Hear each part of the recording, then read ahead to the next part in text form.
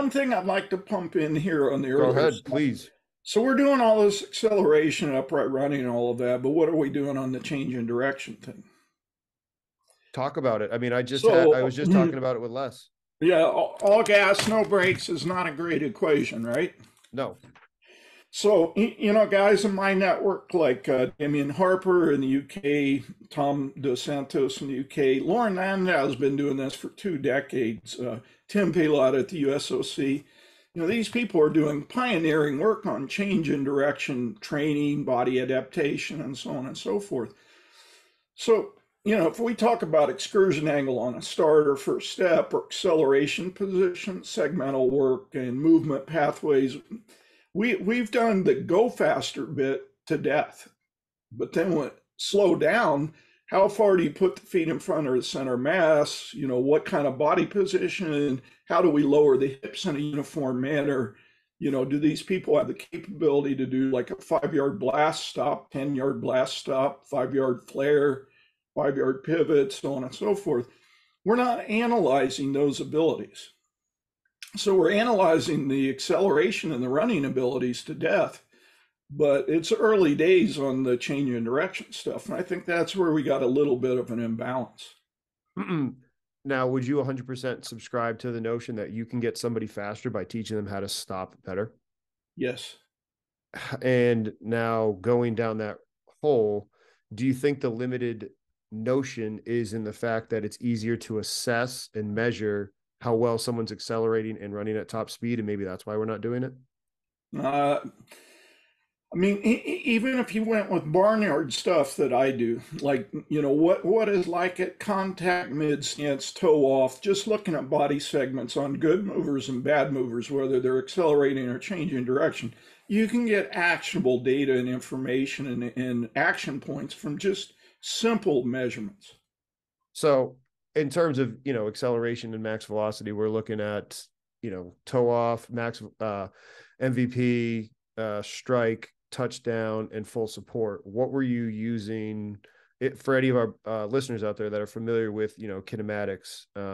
What would be the same landmark images that you're looking at when people are changing direction? Well, the first and foremost is posture. So, looking at the longitudinal axis and how these body segments. So, when we decelerate, there's more of a hip hinge, right? Mm-hmm. So, the torso is undergoing some kind of deformation into a greater hip hinge. And that's where we get the ACLs. People don't hip hinge, they actually lay back, step lateral, boom, because they're unaware of how to close the torso down. Center of mass lowering, how is it lowering? Contact point in front of the center mass. So touchdown distance. In good movers, we see certain unique patterns depending on speed. So Damien Harper has some really good stuff on like 5 yard stops, 10 yard stops, 15 yard stops, and how these segmental positions are occurring in decelerated movement. Is he teaching now? I'm asking because I'm not familiar with it. Or is he like, all right, within that 5 yards, it's going to be easier to stop than the 10, 15, 20. We understand that. How is this stopping being taught? Is it taught with chopping the feet, stop however you have to stop? That's the No, first question. no. So, they're looking at, again, it's kind of doing inter-athlete studies. So whether it's rugby or European football or basketball or whatnot, they're looking at people that decelerate really well. Really, And like only you're selecting the best athletes from those sports, or across the board, academy level, elite, Olympic level, or whatever, and you get a general pattern. So one thing we know that people that decelerate really well, they lower their center mass. mm-hmm. Well, how do they do that? And what's the rate of lowering? What's the slope of lowering? You can start to see trends and patterns. People generally put their foot out in front of themselves a little bit so to increase braking forces. How much and what is the foot orientation when it strikes the ground? And how is that foot placement, that touchdown distance, interfacing with torso collapse or torso closure? So looking at those interrelationships. How much of this is worried about coming to a complete stop or coming to a deceleration followed by another rapid Yeah. acceleration. So they're doing work 45-degree cut, 90-degree cut, 180 pivot. They're looking at all of those movement schemes. And those are in closed chain environments, and then you slowly segue into more open chain dynamic environments. So they're trying to see, okay, these guys are really good at closed chain testing and monitoring and whatnot. What do they like when it becomes more of a cognitive puzzle? And what we see is people in game situations that are good decelerators exhibit a lot of the same qualities they exhibit in closed chain. Taking a quick break from the show, everybody. Promise this will take less than 15 seconds. Friendly reminder, go ahead, hit that subscribe button below. It helps us out and it helps you out by being notified whenever we have new content come out. So hit that subscribe button. And with this, let's get back to the show. My next question that I wrote down as you were talking about all that was, what were some of the ways that they control for the fact of making sure, like, okay, you're actually running the 5 yards or the 10 yards or the 15 rather than shortchanging it and knowing like, okay, I got to stop coming up. I'm not going to run as fast as I actually can. Yeah. I would encourage people to get into some of Damien's research and Tom Dos Santos. They have some really good web pages and blogs on this, and they do a lot of courses. I think it's like I think it's like any other menu item that you're developing. You build in safeguards or constructs to ensure that people are doing it. So one way is to use lasers. Are they running the right speed?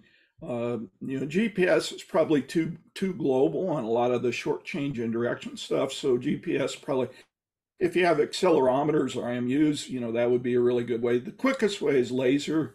View Motion, a group out of Sydney, Australia, actually has video capability to measure a lot of these variables.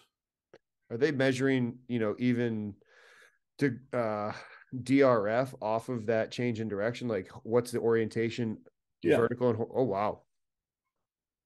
And so are they able to show that like the best athletes are getting, is it still 45? Is it 50? Like, what are the best exhibiting without, I mean, if you're not allowed to talk about it because it's all proprietary or whatever. No, I mean, it's still in the change in direction stuff, View Motion, still in beta because they're doing machine learning and AI. So they're collecting huge reams of data, to validate the measuring accuracy, reliability, and validity, but also to then see trends and patterns over time.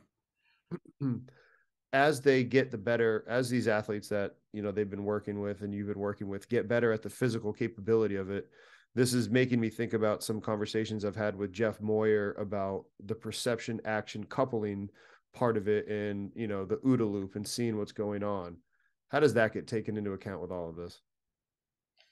Well, that's where it gets tricky. So how do you design sessions or testing batteries or whatnot that are more open chain, that have a higher cognitive perceptual demand, but yet are also reliable and repeatable? Yeah. So the minute you make it more open chain, now you have more variables, right? So and you're trying to do science and you're like, okay, what are we doing here?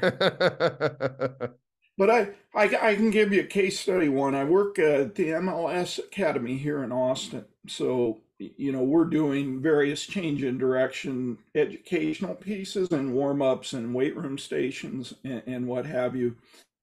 And we're kind of measuring people on close chain activities and very, very radical changes and improvement on these kids, just learning the ABCs of various close chain activities. Now, is that translating to the game? Well, we won't know until the end of the season where we're measuring, play on the field. How do you measure success in that aspect? Because I've heard people talking of, the typical KPIs of 5-10-5, L drill, any of that stuff. But I've also heard some pretty forward-thinking coaches of in the sport of American football, tackles made or tackles missed if you're a running back or a receiver, or the ability in basketball to get into the lane, dribble, penetrate. Are those some things that you've been advising people to look on? And if not, what are some of the other ones? Yeah, well, I think this comes down to, what I call backroom work, So how are these people cutting up game tapes or practice tapes, and are they looking at some of these variables? So you can get game tapes and measure first step distance and rate of speed and whatnot. So you can measure first step. You can measure first step, a straight start, and a cutting step, or all of that. So I think with some work in the back room, you can measure some of these qualities.